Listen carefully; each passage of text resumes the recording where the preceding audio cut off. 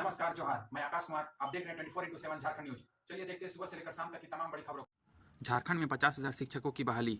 शिक्षा मंत्री जगन्नाथ महतो ने कहा कि सर्वजन पेंशन योजना के तहत सभी को पेंशन मिल रही है। 50,000 शिक्षकों की बहाली पर कहा कि इसके लिए नियोजन नीति बनेगी, जैसे बिहार में नीति बनी हुई है।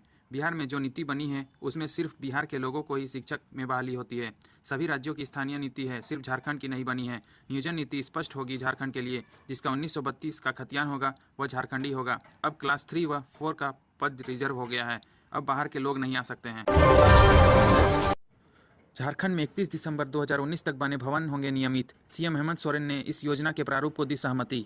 झारखंड के मुख्यमंत्री हेमंत सोरेन के निर्देश पर नगर विकास एवं आवास विभाग ने राज्य के शहरी क्षेत्र में किए गए अनधिकृत आवासीय निर्माण को नियमित करने की दिशा में कार्रवाई शुरू कर दी है। विभाग के द्वारा इसके लिए अनधिकृत आवासीय निर्माण के नियमितीकरण के लिए योजना 2022 का प्रारूप तैयार कर लिया है।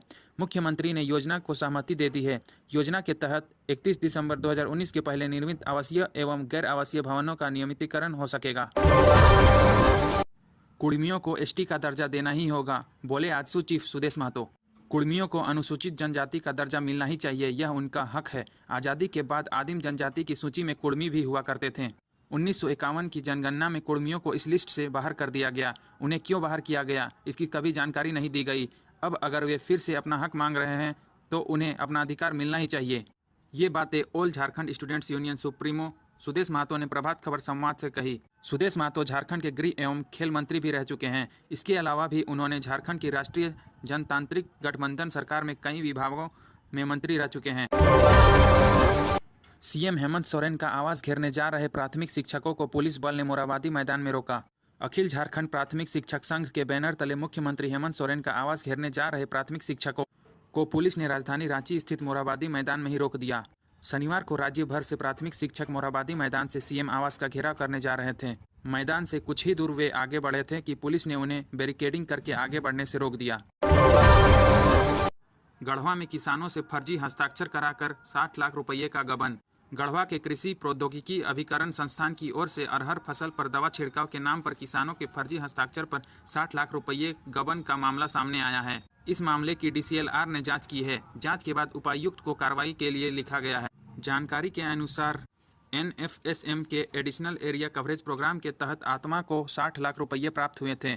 इस राशि से किसानों की अरहर फसल पर कीटनाशक दवा का छिड़काव करना था, लेकिन जिला कृषि पदाधिकारी सह प्रभारी आत्मा द्वारा इसके लिए जितेंद्र कृषि विज्ञान केंद्र को 60 लाख रुपये का भुगतान कर दिया गया। डीएसएलआर ने अपनी जांच रिपोर्ट में लिखा है कि जितेंद्र कृषि विज्ञान केंद्र को ही क्यों प्राधिकृत किया गया और इसकी तकनीकी योग्यता का क्या आधार है।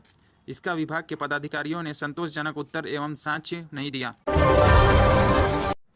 पलामू में यंग स्टार ग्रुप की शॉर्ट फिल्म आओ फिल्म बनाते हैं का प्रदर्शन जल्द, दिखेगी निर्देशक की पीड़ा।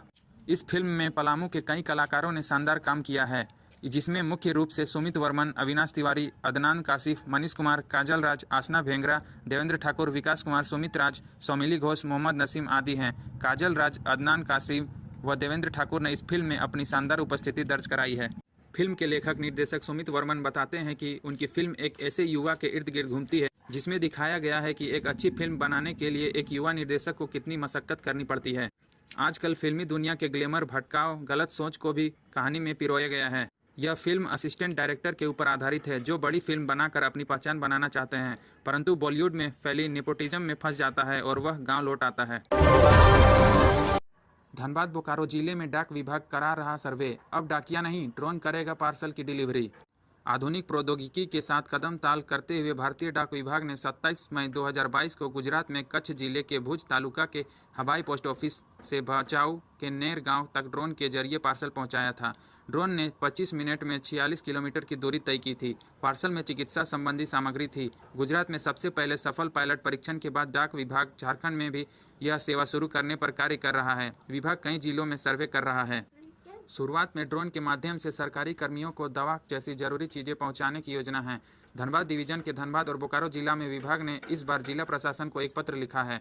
पायलट परियोजना के तहत विशेष तौर पर ड्रोन से एक स्थान से दूसरे स्थान पर डाक पहुंचाने में आने वाली लागत का अध्ययन किया जाएगा। इस दौरान डाक पहुँचाने के कार्य में संलग्न कर्मचारियों के बीच समन्वय को भी परखा जाएगा। अगर वाणिज्यिक रूप से प्रयोग सफल रहा तो डाक पार्सल सेवा और तेज गति से कार्य करेगी। जमशेदपुर में गूगल से हेल्पलाइन नंबर सर्च करना पड़ा भारी, खाते से उड़ाए 1 लाख। साइबर अपराधी ट्रेंड बदल कर लोगों के बैंक के खाते से रुपये उड़ा रहे हैं। सोनारी के खुटाडीह निवासी अभिषेक कुमार के खाते से साइबर अपराधियों ने 1 लाख रुपये की निकासी कर ली। अभिषेक कुमार ने साइबर थाना विष्णुपुर में गुरुवार को लिखित केस दर्ज कराया है। अपराधियों ने पार्सल भेजने के नाम पर ठगी की। जानकारी के अनुसार अभिषेक ने 11 नवंबर को गूगल से ब्लू डार्ट कुरियर कंपनी का हेल्पलाइन नंबर निकाला था। नंबर निकालने के बाद उसने उस नंबर पर कॉल कर अपने बुक किए गए पार्सल के बारे में जानकारी ली। थोड़ी देर के बाद फोन पर मौजूद व्यक्ति ने बताया कि 5 रुपये कम होने के कारण पार्सल को रोक गया है। जब अभिषेक ने उससे पार्सल डिलीवरी कराने के बारे में पूछा तो साइबर ठग ने उसे एक लिंक भेजा। झारखंड में बिजली चोरों पर चलेगा चाबुक, गलत बिल देने वाले ऊर्जा मित्रों पर भी होगी कार्रवाई। झारखंड बिजली वितरण निगम लिमिटेड मुख्यालय में शुक्रवार को निगम के निदेशक मनीष कुमार ने राजस्व संबंधी समीक्षा बैठक की। बैठक में हर विद्युत आपूर्ति क्षेत्र के महाप्रबंधक और उप महाप्रबंधक मौजूद थे। निदेशक ने सभी क्षेत्रीय अधिकारियों को कई आवश्यक दिशा निर्देश दिया गया, जिसमें कहा गया कि बिजली बिल देने वाले ऊर्जा मित्रों पर सख्त कार्रवाई करें, बिजली चोरी की रोकथाम पर कार्रवाई करें, उपभोक्ताओं की शिकायतों का जल्द से जल्द समाधान करें। उपभोक्ताओं से बिजली संबंधी शिकायत टोल फ्री नंबर 1912 पर दर्ज करने की अपील की। झारखंड में जातीय जनगणना होनी ही चाहिए, सुदेश महतो। आजसू प्रमुख और राज्य के पूर्व उप मुख्यमंत्री सुदेश कुमार प्रभात संवाद कार्यक्रम में पहुंचे। राज्य में विभिन्न सरकारों में महत्वपूर्ण भूमिका और जिम्मेवारी निभाने वाले श्री महतो झारखंड की राजनीति में एक कोण रहे हैं। प्रभात संवाद कार्यक्रम में श्री महतो ने 32 के खतियान व पिछड़ों के आरक्षण के मुद्दे पर राज्य सरकार पर सवाल उठाए तो इसके लिए आगे का रास्ता भी बताया है। आजसू प्रमुख श्री महतो ने कुर्मी को एसटी का दर्जा दिए जाने के मामले से लेकर जातीय जनगणना को लेकर बेबाकी से अपनी बातें रखी। श्री महतो ने भाजपा के साथ गठबंधन और 2024 की चुनौतियों को लेकर भी अपने अनुभव साझा किए। फार्मिंग के लिए गुमला में खरीदेंगे जमीन। बताया जा रहा है कि शुक्रवार की दोपहर 2:30 बजे महेंद्र सिंह धोनी सड़क मार्ग से मुरगू गांव आए थे। यहां वे करीब 35 मिनट रुके। इस दौरान उन्होंने गांव की भौगोलिक बनावट भी देखी। उन्होंने मुरगू गांव का भ्रमण गाड़ी में बैठकर ही किया, इसलिए लोगों को यह पता नहीं चल सका कि धोनी आए हैं। मुरगू गांव पहुंचने पर मदन सिंह एवं उनके परिवार के सदस्यों ने महेंद्र सिंह धोनी का स्वागत किया। मुरगू पहुंचने पर वे सबसे पहले कोयल नदी से 1 किलोमीटर दूर स्थित एक खेत का मुआयना किया। वहां कुछ लोगों से फोटो भी खिंचवाई। इसके बाद वे मदन सिंह के घर में खाना खाकर फिर सड़क मार्ग से रांची लौट आए। झारखंड में पहली बार दिखा दुर्लभ Siberian lesser white fronted goose पक्षी। देश में 328 बार देखा गया। हजारीबाग के छड़वा डैम में दुर्लभ और साइबेरिया की मूल निवासी बेहद खूबसूरत चिड़िया लेसर व्हाइट फ्रंटेड गोज दिखाई दी। बर्ड वॉचर अमित जैन ने इसकी तस्वीर 18 और 19 नवंबर को ली है। अपने मूल निवासी झारखंड के आने में पक्षियों ने लगभग 11,000 किलोमीटर की दूरी तय की है। चिड़ियों को देखने के बाद उसकी सूचना डालने के इंटरनेट प्लेटफॉर्म ई बर्ड के अनुसार अब तक lesser white fronted goose Jharkhand Bihar में पहली बार देखी गई है। अभी तक देश में बर्ड वॉचर्स ने मात्र 328 बार इसे देखा है।